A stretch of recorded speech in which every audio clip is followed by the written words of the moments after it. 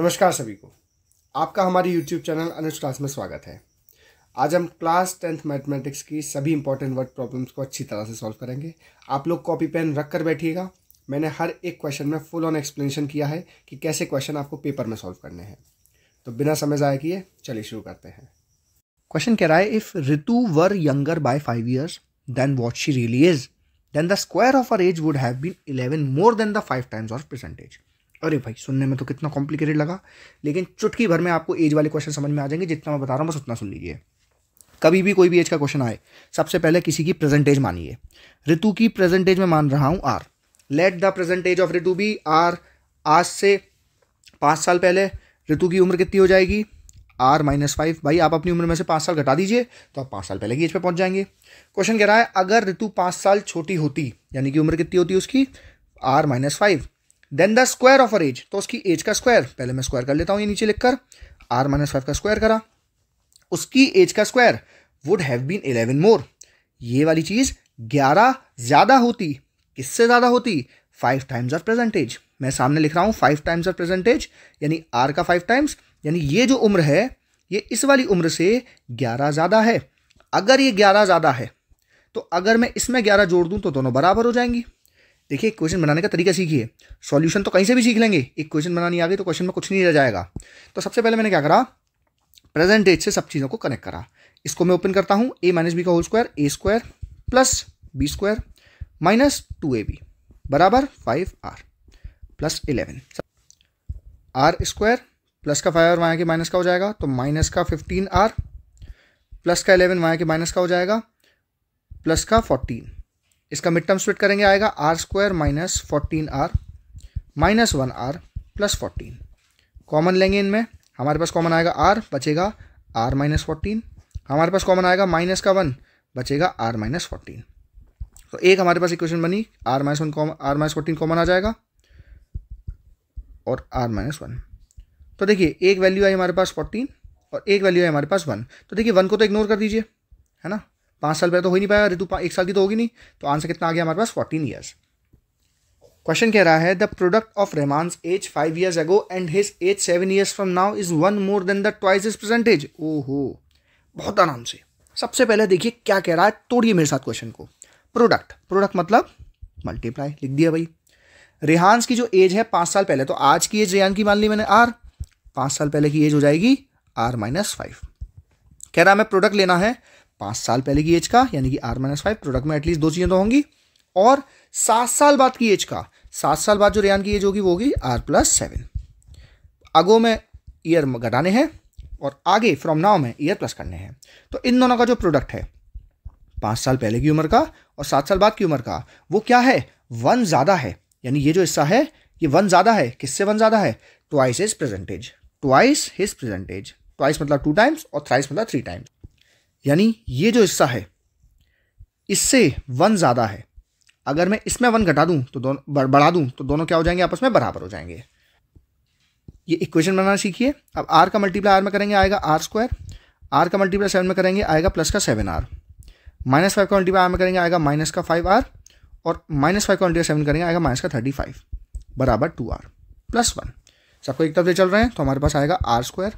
अब देखिए 7r minus 5r, यहां पर आ जाएगा प्लस का 2r, और सामने भी कितना दे रखा है? प्लस का 2r, तो प्लस के 2r से प्लस का 2r कट जाएगा, और प्लस का माइनस का 35 वहां के प्लस का हो जाएगा, जो कि आएगा 36।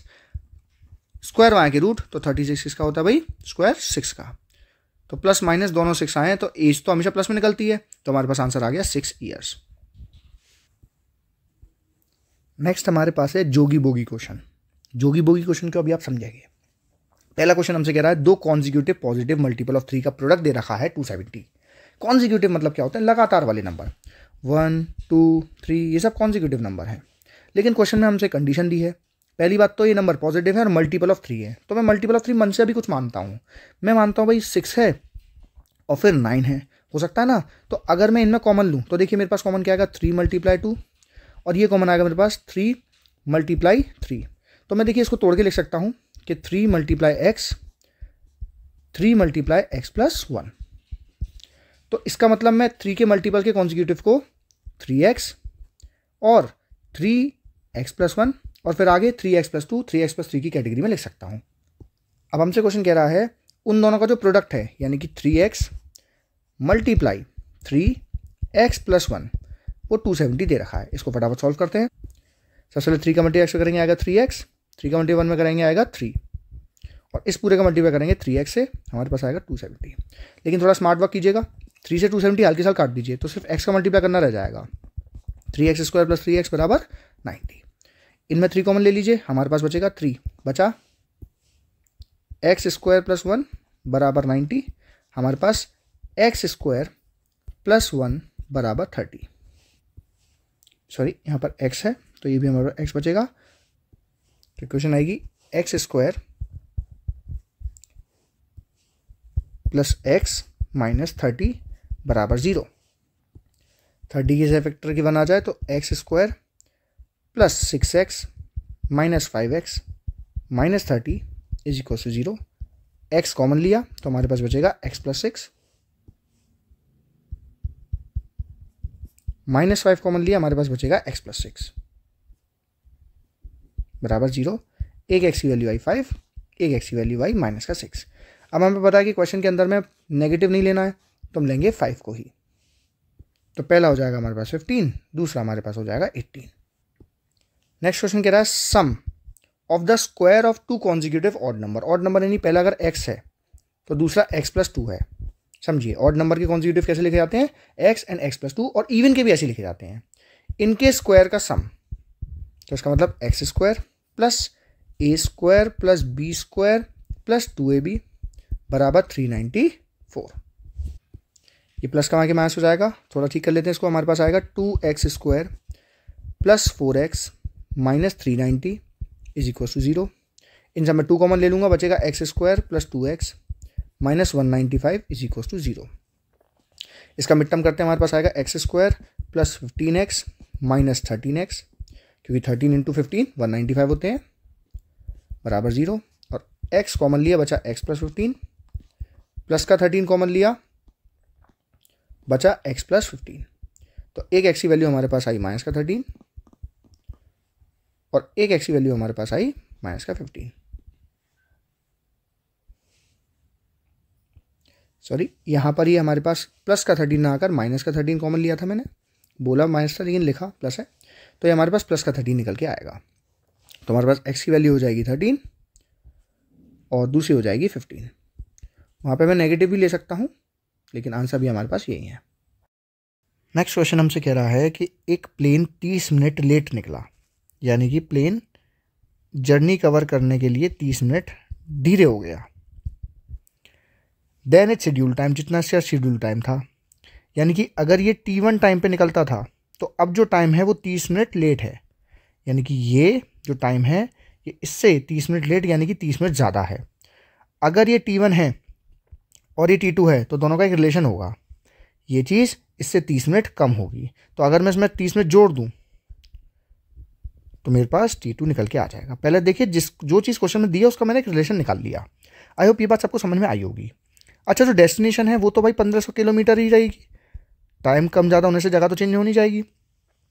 तो इस चीज़ को कवर करने के लिए उसने अपनी स्पीड जो बढ़ाई वो 100 किलोमीटर प्रति घंटे की रफ्तार से बढ़ाई। तो ओरिजिनल स्पीड इसकी मान लेते हैं x किलोमीटर प्रति आवर थी। इसने कितनी स्पीड बढ़ा दी अपनी ओरिजिनल से, x + 100 कर दी।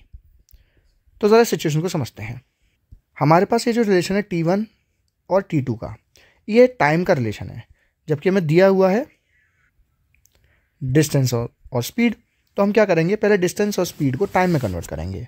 तो देखिए टाइम का फॉर्मूला होता है डिस्टेंस अपॉन स्पीड का, डिस्टेंस 1500, स्पीड है हमारे पास पहले कंडीशन की x यानी कि T1 के केस में, प्लस 30 मिनट्स। तो देखिए मिनट्स है, ये आर हैं, तो हमें मिनट्स को आर में बदलने के लिए 30/60 करना पड़ेगा, बराबर T2 नया वाला जो टाइम के हिसाब से हम निकालेंगे। कैसे निकालेंगे, तो देखिए सबसे पहले हमारे पास डिस्टेंस तो 1500 ही रहेगा, लेकिन जो हमारे पास स्पीड है वो हो जाएगी x + 100। इस इक्वेशन को मैं सॉल्व करता हूँ। सबसे पहले ये हो जाएगा हमारे पास 1/2, यहाँ एलसीएम लेंगे तो हमारे पास आएगा नीचे 2x, x से x जाएगा बचेगा 2, तो ये जाएगा हमारे पास 3000, प्लस 2 से 2 जाएगा हमारे पास बचेगा x, बराबर 1500/x + 100। ये क्रॉस मल्टीप्लाई करने पे मेरे पास आएगा 3000 प्लस एक्स, एक्स प्लस 100 बराबर 3000 एक्स। जिसका आगे मल्टीप्लाई करूँगा तो आएगा 3000 x plus 3 lakh plus x square plus 100 x बराबर 3000 एक्स। सबको एक तरफ ले चल रहे हैं तो एक्स स्क्वायर 100 एक्स और 3000 प्लस का 13100 x minus 3000 x plus 3 lakh. मेरे पास इक्वेशन आएगी x square plus 100 x minus 3 lakh बराबर 0। इसको मिड टर्म करूँगा तो आएगा x square plus 600 x minus 500 x minus 3 lakh बराबर 0।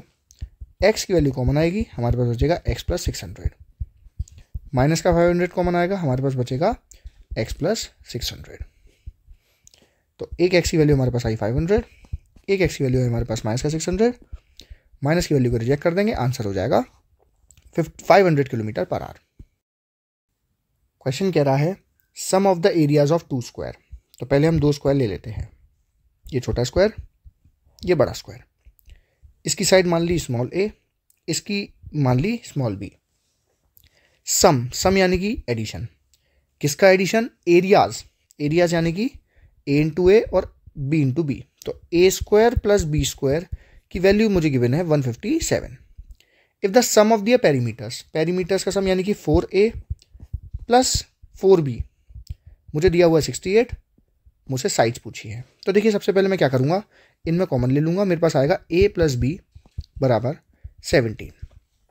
और मुझको पता है कि a square plus B square की वैल्यू 157 है, तो मैं a की वैल्यू निकाल लूँगा 17 माइनस बी और इसकी जगह पर पुट कर दूँगा। इसे फर्दर ओपन करेंगे तो आएगा 289 यानी a square plus B square minus 2ab plus B square बराबर 157। इसे सॉल्व करने पे हमारे पास आएगा 2b square minus 34 B square B और प्लस का वहाँ जाके माइनस हो जाएगा जो कि आएगा प्लस का 132 बराबर 0। इनमें 2 कॉमन ले लेंगे, हमारे पास बचेगा B square minus 17x plus का 66 बराबर 0।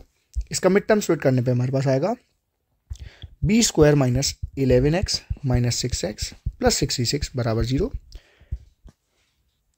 नेक्स्ट इसमें कॉमन लेंगे b, हमारे पास बचेगा b माइनस 11 माइनस का 6 कॉमन लेंगे, बचेगा b माइनस 11। तो एक b की वैल्यू आ गई मेरे पास 6, एक b की वैल्यू मेरे पास आ गई 11। इसे पुट करके मैं अपनी a की वैल्यू निकाल दूंगा। अगर b की वैल्यू 6 है तो ये 11 हो जाएगा और अगर b की वैल्यू 11 है तो ये 6 हो जाएगा। दोनों केस में हमारे पास 17 का सम आएगा। नेक्स्ट क्वेश्चन काफ़ी इंपॉर्टेंट क्वेश्चन है। क्वेश्चन कह रहा है कि हमारे पास रेक्टेंगुलर पार्क है जिसकी लेंथ मैंने ले ली L और ब्रेथ मैंने ले ली B। क्वेश्चन कह रहा है जो उसकी ब्रेथ है वो लेंथ से 3 कम है, यानी ये इससे 3 कम है। तो मैं कह सकता हूँ जो लेंथ है वो B से 3 ज़्यादा है, तो मैं L की जगह पे लिख देता हूँ B प्लस 3। क्वेश्चन में नेगेटिव वैल्यूज़ को लेना अवॉइड कीजिए, प्लस वाली इक्वेशन बनाइए जिससे गलती की संभावना कम हो जाए। आगे हमसे कह रहा है जो इसका एरिया है, इस रेक्टेंगल का एरिया है वो 4 मीटर स्क्वायर ज़्यादा है एक ऐसे पार्क के एरिया से जो आइसोस्केलेस ट्राइंगल की शेप में इसी रेक्टेंगल के बेस के रूप में ब्रेथ पे बना हुआ है। यानी जो इस ट्राइंगल का बेस है, यानी जो ये वाली लेंथ है इस ट्राइंगल के ब्रेथ के बराबर है, यानी कि ये मेरे पास हो गई लेंथ b प्लस 3। और इस ट्राइंगल का जो एल्टीट्यूड है वो मुझे 12 मीटर दिया हुआ है। तो पहले एरिया का रिलेशन समझते हैं। एरिया का फॉर्मूला भाई रेक्टेंगल में होगा L इंटू बी और इस ट्राइंगल का जो एरिया है वो होगा half into base into height. मैं आमने सामने पहले दोनों को लिख लेता हूँ। देखिए भाई लेंथ की जगह पे तो मैं लिखूंगा b प्लस 3 मल्टीप्लाई b और इसकी जगह 1/2 ब्रेथ बेस b मानेंगे और हाइट दे रखी है हमको एल्टीट्यूड यानी 12। अब समझिए क्वेश्चन कह रहा है कि जो रेक्टेंगल का एरिया है यानी ये ट्राइंगल के एरिया से 4 ज़्यादा है। तो अगर मैं रेक्टेंगल के एरिया में से 4 मीटर स्क्वायर हटा दूं तो मेरे पास ये इक्वेशन बराबर आ जाएगी। इसको मैं सॉल्व करता हूँ, 2 से 12 काट देता हूँ 6 टाइम्स, इसको ठीक से लिख लेता हूँ। बी का मल्टीप्लाई पूरे में करेंगे आएगा B square plus 3b minus 4 बराबर 6b। इसे फर्दर सॉल्व करने पे आएगा B square minus 3b minus 4 equals to 0। इसे फर्दर सॉल्व करेंगे तो आएगा B square minus 3b 4b plus 1b minus 4 बराबर 0। कॉमन ले लेंगे b, बचेगा हमारे पास में b माइनस 4 प्लस का 1 कॉमन लेंगे, बचेगा b माइनस 4। तो एक b की वैल्यू आ गई मेरे पास 4, एक b की वैल्यू आ गई माइनस का 1, माइनस का 1 अवॉइड करते हैं तो b की वैल्यू मेरे पास आ गई 4 मीटर। अब लेंथ की वैल्यू हम निकाल देंगे, जो कि उससे 3 ज़्यादा है, तो लेंथ की वैल्यू मेरे पास हो जाएगी 7 मीटर। नेक्स्ट क्वेश्चन हमसे कह रहा है कि 3 कॉन्जिक्यूटिव पॉजिटिव इंटीजर है, यानी कि पहला अगर x है, दूसरा x+1 है, तीसरा x+2 है। कह रहा है such that the square of the first यानी कि x² इंक्रीज बाय मतलब बढ़ा दिया जाए यानी प्लस कर दिया जाए क्या, प्रोडक्ट ऑफ अदर टू यानी कि x+1 मल्टीप्लाई x+2 से। तो पूरा आंसर हमारे पास आ जाएगा 154। इसको सॉल्व करेंगे तो हमारे पास आएगा x² plus 2x plus x+2 बराबर 154। यह आएगा हमारे पास में 2x² प्लस 3x माइनस 152, क्योंकि 154 में से माइनस हो जाएगा बराबर 0। इसे मिड टर्म करने में हमारे पास आएगा 2x² प्लस का 19x माइनस का 16x माइनस का 152 बराबर 0। कॉमन लेंगे हम इसमें से x, बचेगा 2x प्लस 19 माइनस का 16 कॉमन लेंगे, बचेगा x प्लस 19। फर्दर हम x माइनस 16 और 2x प्लस 19 को अलग अलग लिखेंगे, जो कि मेरे पास x की वैल्यू देगा 16 और दूसरी वैल्यू आएगी x बराबर माइनस 19/2। नेक्स्ट क्वेश्चन को मैं बुलाता हूँ बीपी लो क्वेश्चन, क्योंकि इसे देखकर बच्चों का बीपी लो हो जाता है। लेकिन अभी मैं जो समझा दूंगा इसको समझने के बाद में ऐसा क्वेश्चन आप चुटकी भर में कर दोगे। क्वेश्चन को पढ़ने से पहले मैं आपसे कुछ बेसिक बातें डिस्कस करना चाहता हूँ। ये किसी वर्क का, किसी एफिशिएंसी का, आपके टाइम से क्या रिलेशन है आपको पहले पता होना चाहिए। मैं बहुत ध्यान से सुनना जो बात बता रहा हूँ। भाई किसी भी चीज़ का जो फ्रैक्शन होता है ना, कंप्लीट फ्रैक्शन, वो हमेशा 1 होता है। भाई एक केक के 4 टुकड़े हुए, एक मैंने खा लिया तो मैंने 1/3 खा लिया और 3/4 बचा दिया, तो मेरे पास टोटल काम कितना आएगा, हमेशा टोटल वैल्यू कितनी आएगी, हमेशा 1 आएगी। कंप्लीट फ्रैक्शन 1 होता है। इस बात को पहले याद रखिए। अभी एक समझ में आएगा कैसे कैसे यूज़ होगी ये चीज़ें। भाई एक जो पाइप है वो किसी टब को 4 घंटे में भरता है, इसका मतलब इसको ये काम करने में 4 घंटे लगते हैं। तो मैं कह सकता हूँ ये 1 घंटे में 1/4 काम करता है।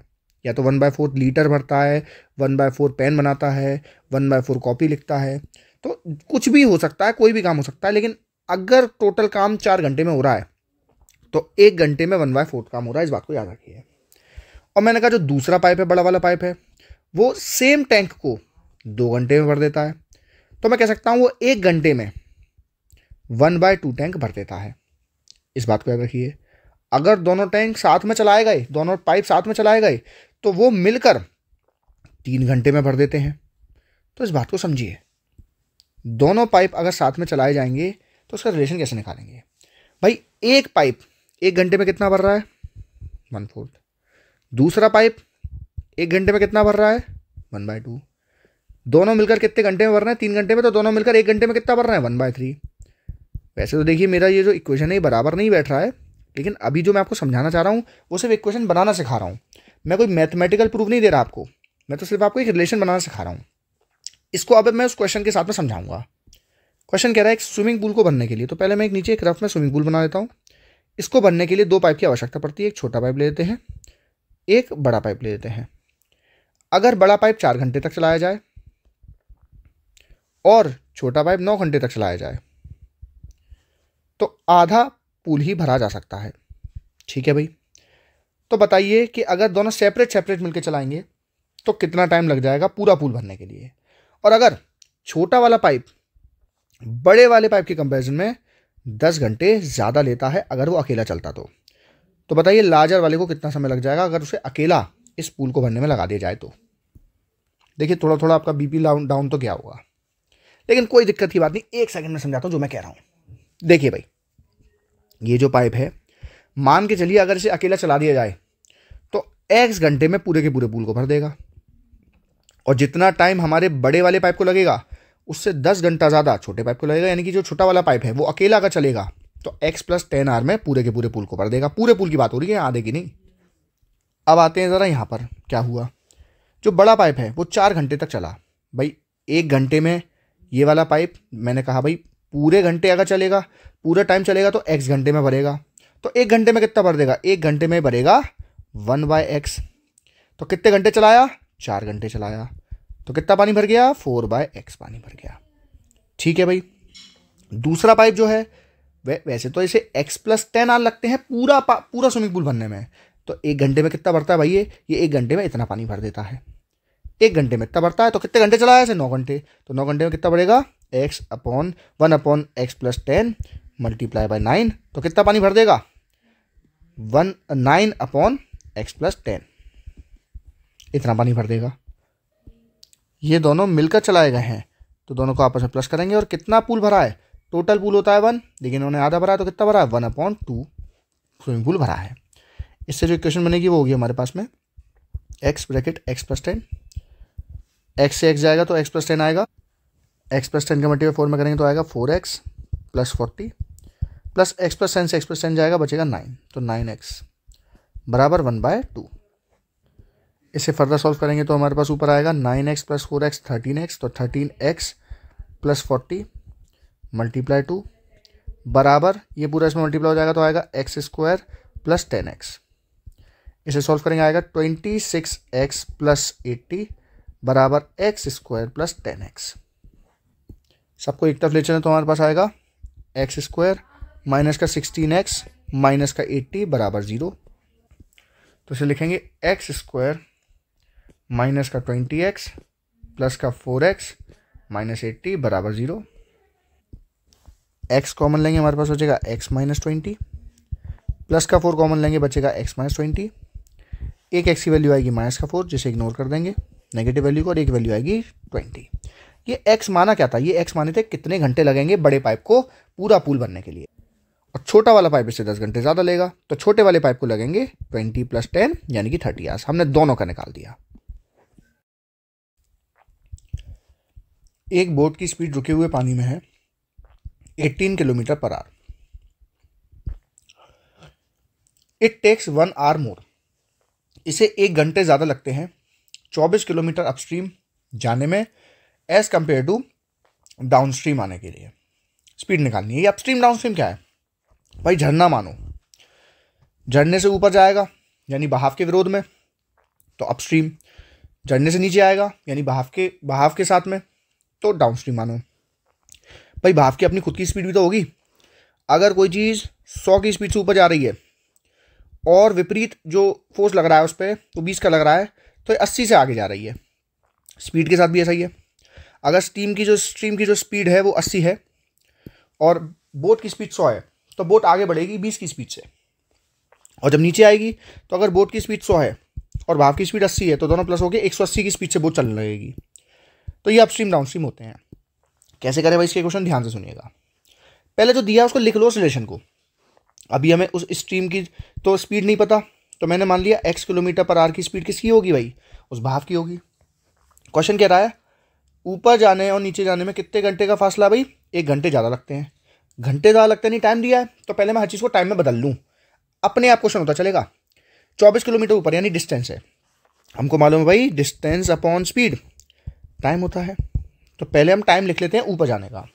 ऊपर जाने का डिस्टेंस है 24। स्पीड एक तो खुद की स्पीड होगी और स्टीम की स्पीड उससे माइनस हो जाएगी। नीचे आने की बात करते हैं, नीचे आने का टाइम है भाई, नीचे तो 24 किलोमीटर ही आएंगे, लेकिन स्पीड अपनी स्पीड तो है ही है, साथ में बहाव की स्पीड और मिल जाएगी। ये जो टाइम है डिस्टेंस अपॉन स्पीड से, ये जो टाइम है डिस्टेंस अपॉन स्पीड से, इसका रिलेशन दे रखा है। ये जो पहला वाला टाइम है वो 1 घंटे ज़्यादा है, यानी अगर ये 6 है तो ये 5 है, ये 7 है तो ये 6 है, यानी कुछ भी हो ये वाला साइड जो है वो 1 घंटे दूसरे से ज़्यादा है। तो इसका मतलब अगर मैं इसमें 1 बढ़ा दूं तो दोनों क्या हो जाएंगे? बराबर हो जाएंगे। इस इक्वेशन सॉल्व करते हैं। एक काम करता हूँ, ये वाला प्लस का वहाँ के माइनस ले आता हूँ। तो 24/8 18 minus x minus 24 upon 18 plus x बराबर 1। इसका नीचे एलसीएम आएगा ए प्लस बी ए माइनस बी ए स्क्वायर माइनस बी स्क्वायर। इससे ये जाएगा ए प्लस बी बचेगा, 24 का मल्टीप्लस में करेंगे। लेकिन मैं क्या कर सकता हूँ, 24 को बाहर कॉमन ले सकता हूँ, तो यहाँ पे 24 लिखूँ और अंदर से मेरे पास बचेगा 1, तो मेरे पास लिखा जाएगा 18 plus x minus 18 minus x होता है लेकिन साइन चेंज हो जाएंगे, माइनस एक्स बराबर 1 अपॉन 1। ये 24 वहाँ चला जाएगा, तो मैं इस नीचे वाले 1 की जगह पे लिख दे रहा हूँ 24।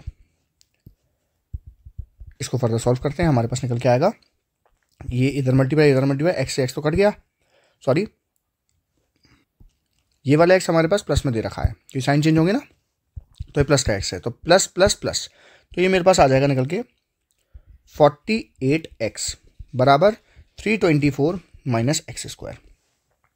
इसको ठीक तरीके से लिखूंगा तो आएगा मेरे पास x square plus 48x minus 324 बराबर 0। इसका मिड टर्म करेंगे तो आएगा x square plus 54x minus 6x minus 324। ये 48x था। इसको फर्दर कॉमन लेंगे तो हमारे पास आएगा x प्लस 54 माइनस का 6 कॉमन लेंगे आएगा x प्लस 54 बराबर 0। x की वैल्यू आई 6, x की वैल्यू आई 54 माइनस का, माइनस वाले को इग्नोर करें तो स्टीम की वैल्यू हो गई speed 6 kilometre per our. Next question में 2 टैप्स साथ में अगर चलाए जाएं, एक में बड़ा नल ले रहा हूँ और एक में छोटा नल ले रहा हूँ, इन दोनों को साथ में चलाने पे जो टैंक है उसे भरने में 9:3/8 यानी कि 75/8 आवर्स का समय लगता है।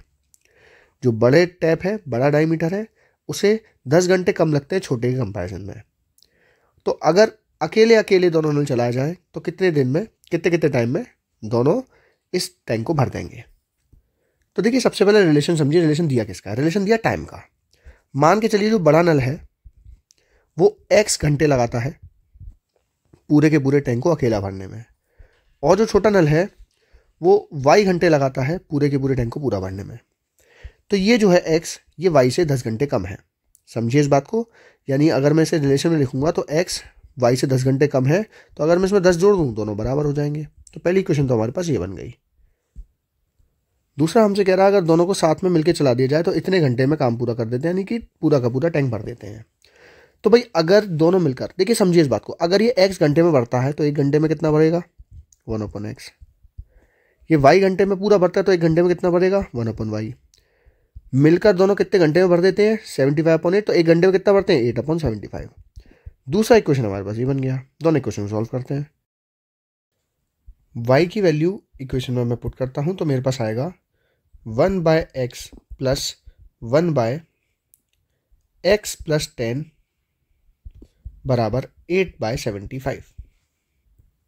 इसे सॉल्व करेंगे तो आएगा x bracket x plus 10, x से x गया x प्लस 10, x प्लस 10 से x प्लस 10 गया प्लस x बराबर 8/75। ये वहाँ मल्टीप्लाई होगा तो हमारे पास आएगा 2x प्लस 10 मल्टीप्लाई 75 और x square plus 10x multiply 8। 150x plus 750 gives 8x square plus 80x। इनको सबको एक तरफ ले चल रहे हैं, यह 0 रहेगा। 8x स्क्वायर प्लस कमा के माइनस हो जाएगा, माइनस का 70x माइनस का 750। अब इनमें हम 2 को कॉमन ले लेंगे तो हमारे पास बचेगा 4x स्क्वायर माइनस का 35x माइनस का 375। इसे फर्दर सॉल्व करने पे हमारे पास आएगा, इसको मिड टर्म स्प्लिट करने पे 4x स्क्वायर माइनस का 60x प्लस का 25x माइनस 375। कॉमन लेंगे हमारे पास आएगा 4x, बचेगा x माइनस 15। कॉमन लेंगे प्लस का 25, बचेगा x माइनस 15। x माइनस 15 दोनों साइड कॉमन लिया जाएगा तो हमारे पास आंसर निकल के आएगा 4x प्लस 25 और x माइनस 15। एक x की वैल्यू आई 15 और एक x की वैल्यू आई -25/4। नेगेटिव को इग्नोर करते हैं क्योंकि टाइम है, तो एक्स की वैल्यू कितनी आ गई 15 आवर्स। दूसरा वाला जो है उससे 10 घंटे ज़्यादा लेगा, तो वाई की वैल्यू मेरे पास आ जाएगी 25 आवर्स। दोनों पाइप का मेरे पास टाइम आ गया। हॉस्टल का मंथली चार्ज तो फिक्स्ड है, और जैसे जैसे आप खाना लेंगे उसके हिसाब से दिन प्रतिदिन का खाने का चार्ज अलग है। जब एक व्यक्ति ए 25 दिन खाना खाता है तो 4500 रुपये देता है, जबकि बी व्यक्ति 30 दिन खाना खाने पे 5200 रुपये देता है। तो देखिए फिक्स चार्ज को हम मानते हैं कि लेट द फिक्स चार्ज भी एक्स रुपीज़, कि ये तो भाई देना ही देना है हर हाल में, चाहे आप खाना खाओ या मत खाओ। और जैसे जैसे जिस जिस दिन आप खाना मंगाएंगे तो उसके हिसाब से आपको देने पड़ते हैं डेज के हिसाब से वाई रुपीज़ मान के चलिए। तो पहले वाले व्यक्ति ने एक्स रुपये तो फिक्स के दिए होंगे, प्लस 25 दिन के हिसाब से वाई रुपये दिए होंगे, और टोटल रुपया दिया है 4500। और जो दूसरा व्यक्ति है उसने 30 दिन खाना खाया, एक्स तो दिया ही होगा, साथ में 30 दिन के हिसाब से वाई रुपये दिए होंगे, और टोटल रुपये दिए 5200।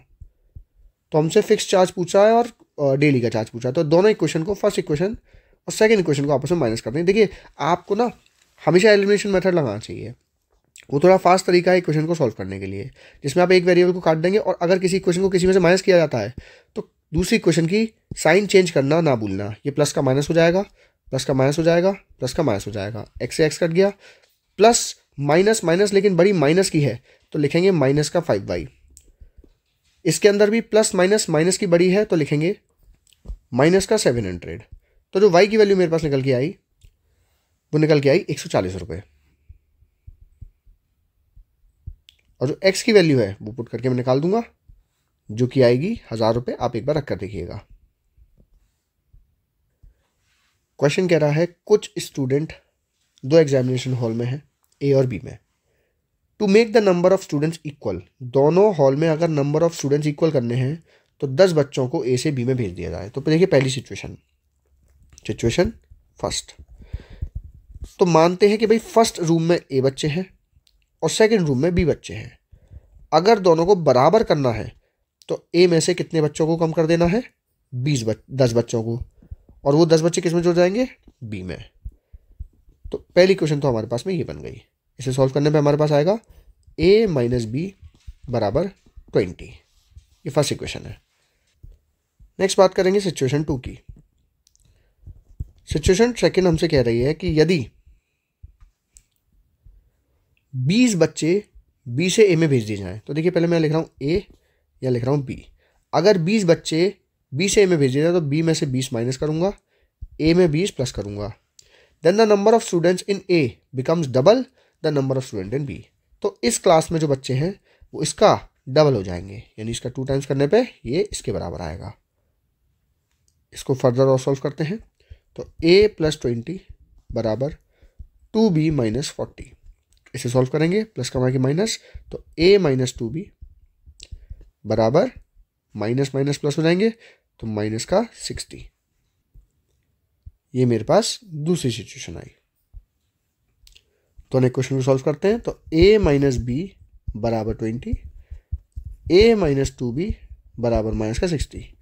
नीचे वाली क्वेश्चन को सब्ट्रैक्ट करना है तो साइन चेंज कर देंगे, माइनस का प्लस का माइनस हो जाएगा, माइनस का प्लस हो जाएगा, माइनस का प्लस हो जाएगा। ए से गया प्लस माइनस माइनस, प्लस की बड़ी है तो b बराबर प्लस प्लस प्लस 80। तो b में कितने 80 बच्चे हैं और a में बच्चे हैं, इसमें पुट कर दूंगा तो 80, तो 100 माइनस 80 ही 20 होते, तो a में आ गए 100 बच्चे। A fraction becomes 1/3 when 2 is subtracted from the numerator. देखिए न्यूमरेटर डिनोमिनेटर को सबसे पहले n और डिनोमिनेटर को d मान लेते हैं। कह रहा है फ्रैक्शन हो जाता है, बिकम्स यानी इक्वल्स टू 1/3 के अगर 2 उसके न्यूमरेटर से घटा दिया जाए, ठीक है भाई, और वो 1/2 हो जाता है, यानी कि जो न्यूमरेटर और डिनोमिनेटर है वो 1/2 हो जाते हैं जब उसके डिनोमिनेटर से 1 घटा दिया जाए। तो हमें फ्रैक्शन बताना है, तो बस इन इक्वेशन सॉल्व कर देंगे, क्रॉस मल्टीप्लाई करते हैं। 3n माइनस 6 बराबर d, दूसरी बनेगी 2n बराबर d माइनस 1। इसके नीचे इसको लिखते हैं 2n और ये यहीं छोड़ते हैं, माइनस का प्लस का हो जाएगा, प्लस का 1 बराबर d। इसे आपस में माइनस कर देते हैं, माइनस माइनस माइनस, ये 3n माइनस 2n 1n बचेगा, माइनस माइनस माइनस का 7 बचेगा, और ये वहाँ 0, n की वैल्यू मेरे पास आ गई 7।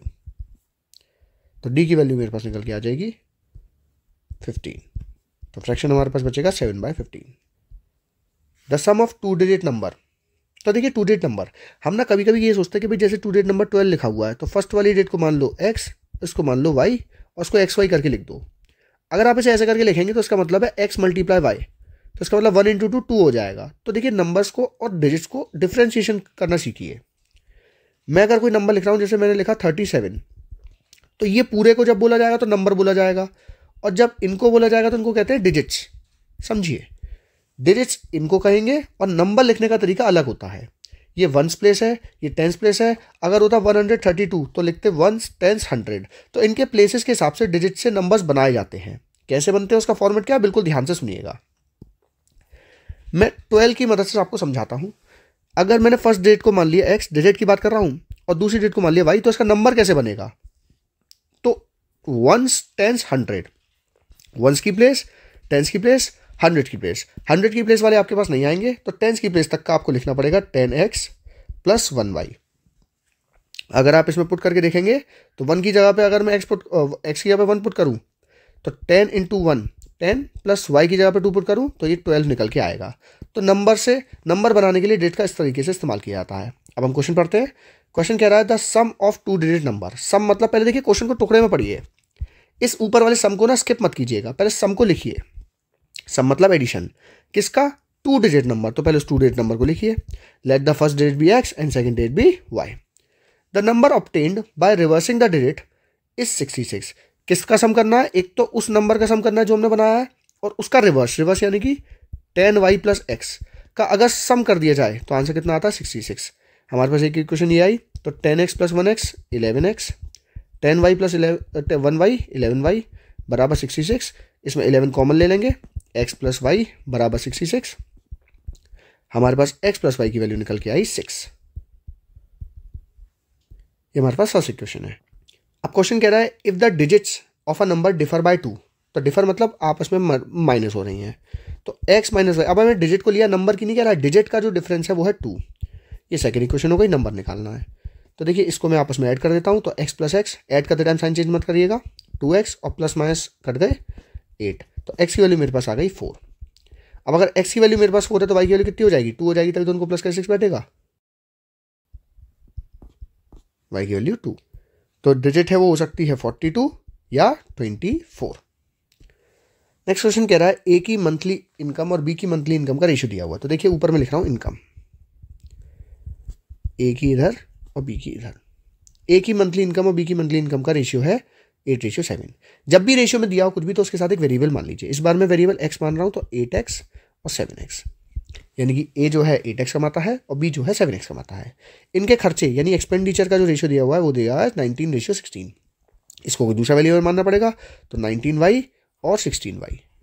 क्वेश्चन कह रहा है दोनों मिलकर ईच 5-5 हज़ार रुपये बचा लेते हैं। तो देखिए इनकम माइनस एक्सपेंडिचर सेविंग्स होता है। आपको पता ना, आपने कमाए 8, खर्च किए 19y, तो आपका जो बचेगा वो आपकी सेविंग होगी। तो दोनों मिलकर कितने बचा लेते हैं भाई? दोनों का 5-5 हज़ार रुपये ईच सेविंग्स आ जाता है। इस एक क्वेश्चन सॉल्व करते हैं। तो अब इसमें देखिए वेरिएबल सेम नहीं है, तो हम क्या करेंगे, इस 8 को 56 बनाएंगे 7 का मल्टीप्लाई करके, और 7 को 56 बनाएंगे 8 का मल्टीप्लाई करके। तो हमारे पास ऊपर वाली इक्वेशन निकल के आएगी 56 माइनस 133y बराबर 35,000। और दूसरी क्वेश्चन बन के आएगी हमारे पास में 56x माइनस 128y बराबर 40,000। इनको आपस में माइनस कर देंगे, माइनस प्लस माइनस, ये गया, माइनस का 5y बराबर माइनस का 5,000। y की वैल्यू हमारे पास निकल के आ जाएगी 1000। और इस इक्वेशन पुट करके हमारे पास x की वैल्यू निकल के आ जाएगी 3000। लेकिन ये हमारे पास वेरिएबल्स आए हैं जिनका मल्टीप्लाई करना है। तो x और y की वैल्यू पुट करते हैं। तो 8 इंटू एक्स यानी 3000 यानी 24,000, और 7 इंटू एक्स यानी कि 21,000। वाई का करेंगे आएगा 19,000, और वाई का इसमें करेंगे आएगा 60,000। हमने सब कुछ निकाल दिया। A father ages 3 times the sum of the ages of his 2 children. भाई पिता की एज को मैं मान रहा हूँ f, और उसके दोनों बच्चों की एज के जोड़ मतलब सम को, दोनों बच्चों की एज के सम को मैं मान रहा हूँ p। 5 साल बाद, तो इसका मतलब इसमें 5 साल जोड़ेंगे तो आएगा f प्लस 10 5। और इसमें अगर 5 साल जोड़ेंगे तो याद रखना इसमें 2 बच्चों की एज है, तो एक के 5 साल, दूसरे के 5 साल, टोटल कितने साल जोड़े जाएंगे? 10 साल जोड़े जाएंगे। तो his age will be 2 times the sum of their ages. जो इसकी एज है पिता की, वो इन दोनों के सम के 2 गुना हो जाएगी, तो इनका 2 गुना करने पे पिता की एज आएगी। इस इक्वेशन को सॉल्व करते हैं। और इससे पहले का जो रिलेशन दिया है वो दिया है father's age is 3 times the sum of his son, यानी जो पिता की एज है वो 3 times है उन दोनों बच्चों के सम का। तो एफ की जगह मैं पुट कर सकता हूँ 3p, एफ की पुट करूंगा 3p + 5 गिव्स 2p + 20। ये वहां गया तो 3p - 1p p, और प्लस का आया के, तो p की वैल्यू आई 15, यानी दोनों बच्चों की एज का सम आया हमारे पास 15, और पिता की एज उसका 3 गुना है, यानी कि पिता की एज आएगी 45 ईयर्स। देखिए नेक्स्ट क्वेश्चन हमारे पास वही अपस्ट्रीम डाउनस्ट्रीम का है। एक आदमी बोट में 5 किलोमीटर प्रति घंटे की रफ्तार से मूव कर सकता है रुके हुए पानी में, यानी जो बोट की रफ्तार है वो कितनी है? 5 kilometre per hour. He takes thrice as much time as going 40 kilometre upstream as it going to 40 kilometre downstream. ऊपर जाने में अपस्ट्रीम के और डाउनस्ट्रीम आने में कितने घंटे का फासला है भाई? 3 गुना टाइम लगता है। इसका मतलब ऊपर जाने में और नीचे आने में 3 गुने का फर्क है। समझाता हूँ कैसे। भाई पहले तो इसकी अपनी खुद की स्पीड है, और ऊपर जाते वक्त जो विपरीत स्पीड लगती होगी वो लगती होगी किसकी? पानी की। तो इसका मतलब मैं कह सकता हूँ y किलोमीटर पर आवर किसकी लगती होगी? पानी की। और नीचे आते वक्त जुड़ जाती होगी y किलोमीटर पर आवर। तो ऊपर जाने और नीचे आने में 3 गुने समय का फर्क पड़ता है। तो इसका रिलेशन कैसे बनाए? हमें टाइम दे रखा है तो सब चीज़ों को टाइम में कन्वर्ट करेंगे। टाइम का फॉर्मूला होता है भाई डिस्टेंस अपॉन स्पीड। तो डिस्टेंस यानी कि 40 ऊपर जाने का, और ऊपर जाते समय इसकी स्पीड और पानी की स्पीड एक दूसरे को क्रॉस कट करेंगी। और दूसरी जो टाइम लिखूंगा मैं लिखूंगा नीचे आने का 40 हमारे पास डिस्टेंस हो गया, स्पीड जुड़ जाएगी यानी 5 में पानी की रफ्तार जुड़ जाएगी। अब देखिए ये वाला जो टाइम है ऊपर जाने का, ये वाला टाइम है, अब जरा कॉमन सेंस लगाइए, ये वाला टाइम ज़्यादा होगा ना भाई, ऊपर जाने में ज़्यादा समय लगेगा नीचे आने के कंपैरिजन में। तो ये कितना है? 3 गुना है। किसका 3 गुना है? नीचे जाने में जितना टाइम लग रहा है उसका 3 गुना है। तो इसका मतलब अगर मैं इस साइड को 3 गुना कर दूँ तो मेरे पास एक इक्वेशन बन जाएगी। तो देखिए सबसे पहले तो ये 40 से मैं 40 काट देता हूँ, इसको फर्दर सॉल्व करूँगा। इसका आपस में क्रॉस मल्टीप्लाई कर देंगे तो हमारे पास आएगा 5 + y बराबर 15 - 3y। सबको एक तरफ ले चल रहे हैं, माइनस का y के प्लस हो जाएगा, 4y बराबर प्लस का y के माइनस हो जाएगा 10। तो y की वैल्यू आएगी मेरे पास 2.5 kilometre per our. A train covered a certain distance at a uniform speed. एक ट्रेन कुछ दूरी कवर करती है, मान के चलिए x किलोमीटर पर आवर की स्पीड से पूरी करती है, और टाइम लगता है इसको y आर। तो इस जर्नी का जो डिस्टेंस आएगा वो आएगा, डिस्टेंस का फॉर्मूला होता है स्पीड इनटू टाइम, यानी कि ये जो दूरी है कितनी हो जाएगी? xy हो जाएगी। अब क्वेश्चन कह रहा है अगर ये 6 किलोमीटर फास्ट होती, यानी फर्स्ट केस लिख लेता हूँ, 6 किलोमीटर फास्ट होती यानी कि x + 6, तो उसे कितने घंटे लगते? नॉर्मल टाइम से 4 घंटे कम लगते सेम दूरी को कवर करने के लिए। तो देखिए दूरी का फॉर्मूला वही डिस्टेंस कितना है? xy, और स्पीड कितनी है? x + 6 मल्टीप्लाई टाइम कितना है? y - 4। First equation. नेक्स्ट हमसे कह रहा है सेकंड केस के अंदर में अगर वो 6 की स्पीड से कम चल रही होती, यानी x - 6 चल रही होती, तो उसे 6 घंटे ज़्यादा लगते नॉर्मल टाइम से, यानी y + 6 लगते। दूरी तो वही रहेगी xy बराबर कितना लिखेंगे भाई इसे? x - 6 bracket y + 6। तो हमको पूरा का पूरा डिस्टेंस पूछा गया है। फर्स्ट इक्वेशन सॉल्व करूँ तो मेरे पास आएगा xy बराबर xy माइनस का 4x प्लस का 6y माइनस का 24। दूसरी इक्वेशन सॉल्व करूँगा हमारे पास निकल के आएगा xy बराबर xy plus 6x minus 6y minus का 36। इस इक्वेशन में xy से xy कट जाएगा, xy से xy कट जाएगा, तो हमारे पास नॉर्मल इक्वेशन बन के आएगी। मैं वाले चल रहा हूँ, नॉर्मल इक्वेशन फर्स्ट वाली बन के आएगी 4x minus 6y equals to minus का 24, और दूसरी इक्वेशन ये प्लस का वहाँ के माइनस हो जाएगा, ये माइनस का वहाँ के प्लस हो जाएगा, तो हमारे पास आएगा प्लस का 6y माइनस का 6x बराबर माइनस का 36। दोनों इक्वेशन को आपस में ऐड कर देते हैं। तो सबसे पहले माइनस प्लस माइनस, माइनस का 2x प्लस माइनस से गया, minus minus plus, sign minus का है हमारे पास आएगा 60, एक्स से एक्स माइनस आएगा और 2 किससे जाएगा, एक्स की वैल्यू आएगी 30, और हमने टाइम माना था वाई को, वाई की वैल्यू 24, तो एक्स मल्टीप्लाई वाई मेरे पास आ जाएगा 720 किलोमीटर। ये आंसर है। नेक्स्ट काफ़ी इंपॉर्टेंट क्वेश्चन है। 2 प्लेसेस हैं, एक ए और एक बी, दोनों 160 किलोमीटर दूर हैं एक दूसरे से।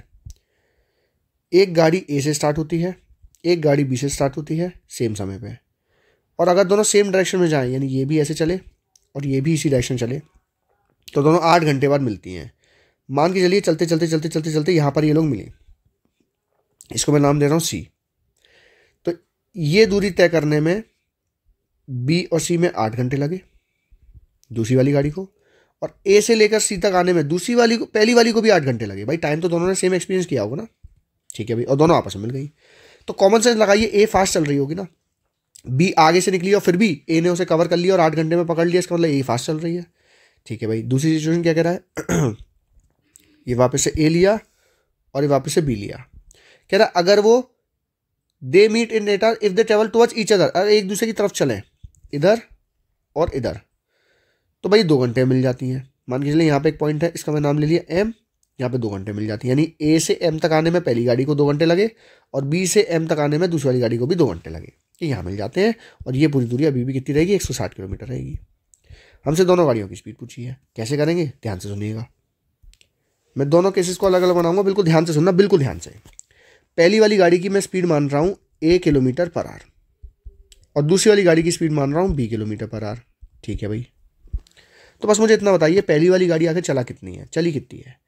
हमें टाइम दिया है ना, मैं हर चीज़ को टाइम में बदलूंगा, जो दिया उसका रिलेशन लगाओ, अपने आप आंसर आएगा। ए से लेकर सी तक चलिए, तो इसका मतलब डिस्टेंस है 160 प्लस बी सी, और कितने की स्पीड से चली, ए की स्पीड से चली, कितने घंटे, 8 घंटे, ठीक है भाई, पहली बार समझ में आ गई। दूसरी वाली गाड़ी कितना डिस्टेंस चली, दूसरी वाली गाड़ी सिर्फ यहाँ से लेकर यहाँ तक ही तो चली, यानी बी सी चली, कितने की स्पीड से चली, बी की स्पीड से चली, कितना घंटे, 8 घंटे। तो देखिए इससे क्या हुआ, मेरे पास बी सी की वैल्यू आ गई, मेरे पास बी सी की वैल्यू कितनी निकल के आई, 8b। अब मैं क्या करूंगा, इसमें पुट कर दूंगा 8b, तो इसकी यहाँ पे मैं लिख देता हूँ 8b। इसे सॉल्व करने में मेरे पास आएगा 160 प्लस 8b बराबर 8a, ये वहाँ के माइनस हो जाएगा, तो देखिए लिख सकता हूँ 160 बराबर 8a माइनस 8b, 8 कॉमन आ जाएगा, तो मेरे पास बचेगा 160 बराबर पहले 8 a माइनस बी, और 8 से 160 गया 20 टाइम्स, तो मेरे पास इक्वेशन आ गई a माइनस बी बराबर 20। ये फर्स्ट इक्वेशन। नेक्स्ट हम दूसरे केस की बात करेंगे। तो देखिए ये दोनों 2 घंटे में आपस में मिल गई थी, दैट मीन्स जो पहली वाली गाड़ी है उसने दूरी तय करी am, कितने की स्पीड से, a की स्पीड से, तो distance upon time, distance upon speed, time होता है 2 घंटे लगे, ठीक है भाई, समझ में आ गई बात। दूसरी वाली गाड़ी कितना चली, अगर मैंने उसे bm लिख दिया तो गड़बड़ हो जाएगी, क्योंकि भाई 2 वेरिएबल फंस जाएंगे। तो मैं क्या लिखूंगा, हमें पता है अगर ये am है और ये पूरा 160 है, तो मैं इसको 160 माइनस am लिख सकता हूँ, समझिए 160 पूरा है ना, उसमें से am को हटा दूँ तो bm आ जाएगा, अपॉन स्पीड कितनी है दूसरी गाड़ी की b, और कितने घंटे चली 2। देखिए मेरे पास am की वैल्यू यहाँ से निकल आई, am की वैल्यू मेरे पास आई 2a, मैं इसे पुट कर दूंगा 2a, तो मेरे पास इक्वेशन बनेगी 160 माइनस 2a बराबर 2b, माइनस का 2 आगे प्लस का हो जाएगा, तो 160 बराबर 2a प्लस 2b, इसमें 2 कॉमन ले लूंगा, 2 से 160 जाता है 80 टाइम, तो दूसरी equation I a plus b बराबर 80। सेकेंड इक्वेशन, तो पहले मैं लिखूंगा, दोनों इक्वेशन को आपस में ऐड करता हूं, तो a माइनस बी बराबर 20 प्लस a प्लस बी बराबर 80, b से भी चला जाएगा, तो 2a बराबर 100, हमारे पास a की speed I 50 kilometre per our a की, और b की स्पीड मेरे पास आएगी 30 किलोमीटर पर आवर। इक्वेशन में पुट करके चेक कर लिया। ये काफ़ी इंपॉर्टेंट क्वेश्चन था। आई होप आपको सभी वर्ड प्रॉब्लम्स अच्छी तरह समझ में आ गई होंगी और आप लोगों ने मेरे साथ मिलकर इन क्वेश्चंस को अच्छे से सॉल्व किया होगा। आपके एग्जाम्स के लिए ऑल द वेरी बेस्ट। आपका दिन शुभ हो।